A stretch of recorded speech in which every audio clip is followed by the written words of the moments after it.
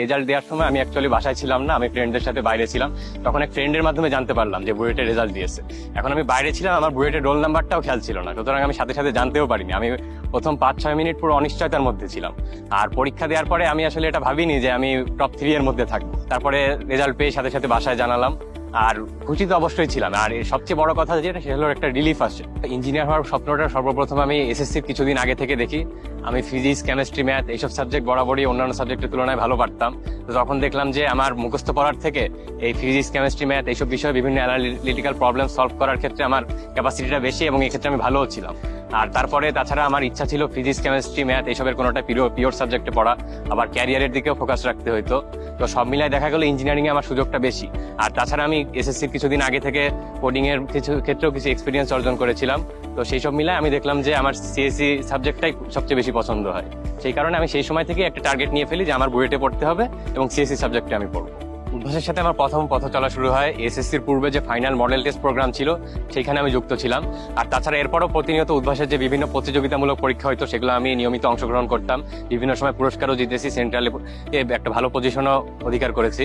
আর এরপরে এইচএসসির পূর্বে যে ফাইনাল মডেল টেস্ট ছিল, তার সাথে আমি যুক্ত ছিলাম। আর সর্বশেষে এই ইঞ্জিনিয়ারিং ফুল অ্যাডমিশন কোর্স যেটা ছিল, তার সাথে আমি যুক্ত ছিলাম। আর সেখান থেকেই তো এখন এই পর্যন্ত আসছি। মাস্টার ক্লাস ও ম্যারাথন ক্লাস সেগুলো অনেক সাহায্য করছে। বিশেষ করে আমার কোনো বিষয় যদি প্রবলেম থাকে, আমি সেগুলো অনলাইনে শুধু সেই টপিকটা দেখে ভালোভাবে আমার ডাউটগুলো ক্লিয়ার করতে পারতাম এবং সেই টপিকটা ভালোভাবে শিখতে পারতাম। উদ্ভাসের সবচেয়ে বেশি যেটা আমার ভালো লাগে, সেটা হলো এখানে একটা সেন্ট্রাল মেরিট পাওয়া যায়।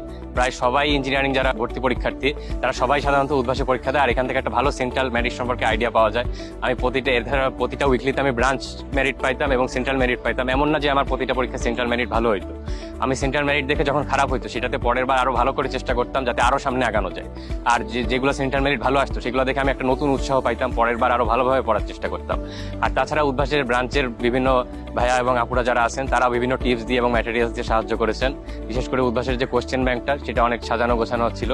আর তাছাড়া উদ্ভাসের একটা অন্যতম ফিচার হলো যে কিউএনএ সার্ভিসটা। আমার বিভিন্ন ধরনের কোনো বিষয়ে ডাউট থাকলে আমি কিউএনএ সার্ভিস ইউজ করে আমি ভালোভাবে আমার ডাউটগুলো সলভ করতে পারতাম। আমার একাডেমিক ও অ্যাডমিশন জার্নিটা যে সম্পূর্ণ স্মুথ ছিল এমন না। আমার বারবার হোঁচট খেতে হয়েছে, কিন্তু আমি বারবার ঘুরে দাঁড়িয়েছি। আমার এক্ষেত্রে একটা টার্নিং পয়েন্ট ছিল আমার গভর্নমেন্ট এলিয়ন সিটি কলেজের ফার্স্ট ইয়ারের হাফ ইয়ারলি পরীক্ষাটা, যেখানে আমি সেকেন্ড প্লেস অর্জন করেছিলাম এবং আমার মার্ক ছিল সর্বোচ্চ। এরপরে আমার নিজের মধ্যে একটা কনফিডেন্স গ্রো করে যে আমি যদি একবার ভালো করতে পারি, তাহলে পরের বার কেন সেরা হতে পারবে না, পরের বার কেন ভালো হতে পারবো না। তবে আমার অনেক ল্যাকিংস ছিল।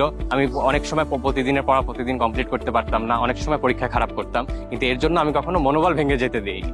আমি একবার কখনো খারাপ করলে, কখনো পড়া কমপ্লিট করতে না পারলে, আমি চেষ্টা করেছি পরের বার যেন তার চেয়ে দ্বিগুণ ভালো করতে পারি।